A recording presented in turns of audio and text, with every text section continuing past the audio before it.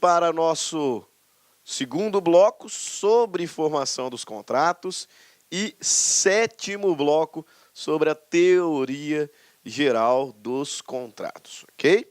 No bloco anterior, começamos a conversar sobre a formação, identificamos à luz da doutrina majoritária e também da jurisprudência prevalente, que 3 são as fases de formação do contrato: negociações preliminares, proposta e aceitação.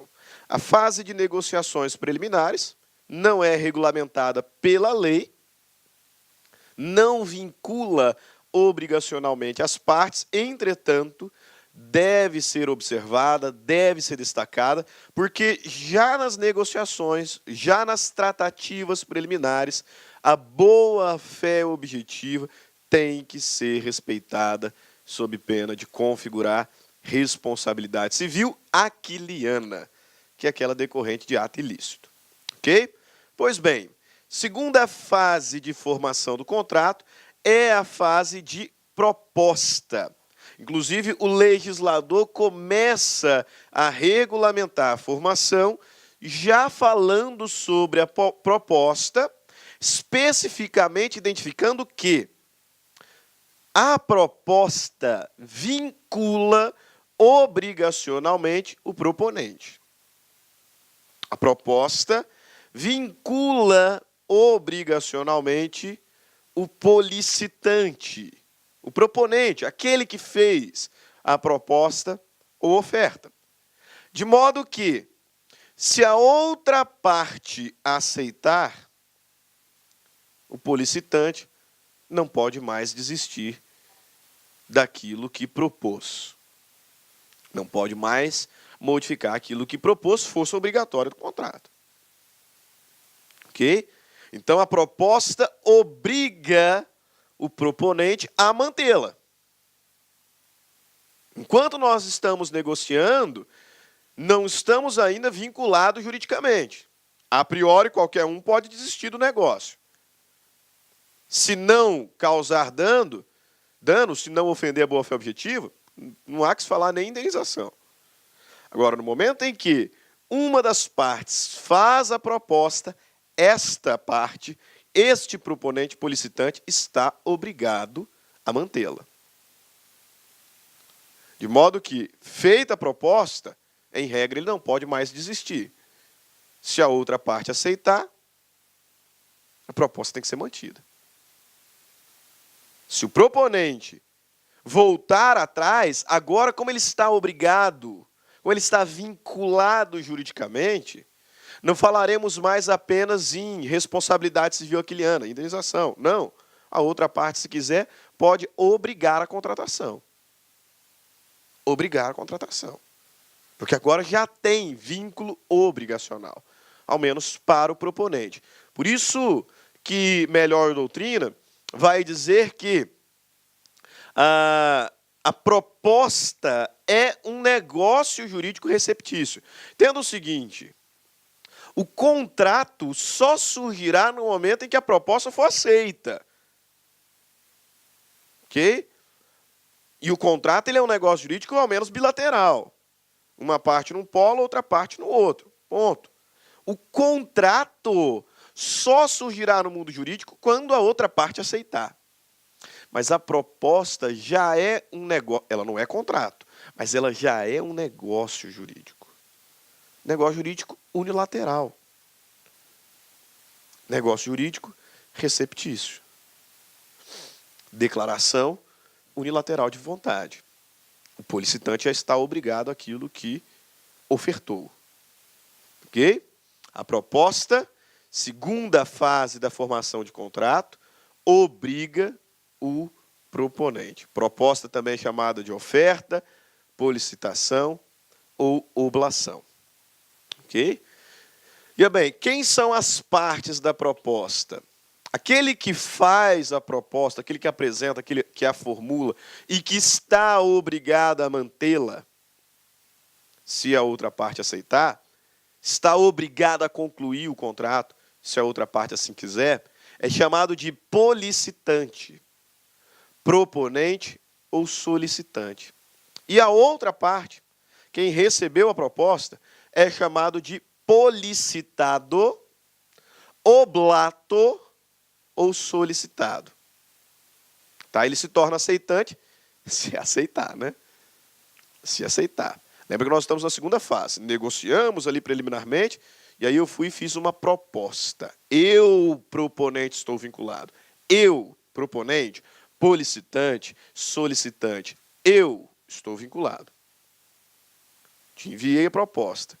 Por ora, você é conhecido como policitado, oblato, solicitado. Ok? Se aceitar, aí o contrato é concluído. Mas aí terceira fase, aí você se torna aceitante. Ok? Proposta deve ser séria, clara e definitiva, à luz do artigo 427. Como já me antecipei, a proposta estabelece uma obrigação. Proposta estabelece uma obrigação para o policitante. Para o policitante. E é muito importante você identificar que a proposta, ela cria uma obrigação para o policitante. Por quê? Porque a obrigação ela pode ser transmitida. Lá nas últimas aulas, uma das últimas aulas de direito das obrigações, nós falamos sobre a transmissão das obrigações que pode se dar por cessão de crédito, por assunção de dívida, entre vivos. Então, a obrigação ela pode ser transmitida, seja o crédito ou o débito, por ato entre vivos. Mas também é transmitida por causa-mortes. Lá em direito das sucessões, a gente aprende que a sucessão causa-mortes abrange a transmissão de todas as relações patrimoniais. Quer dizer, existem algumas exceções, mas, em regra, todas as obrigações patrimoniais ou todas as relações patrimoniais do morto são transmitidas por herança. Então, abrange propriedade, crédito e também débito.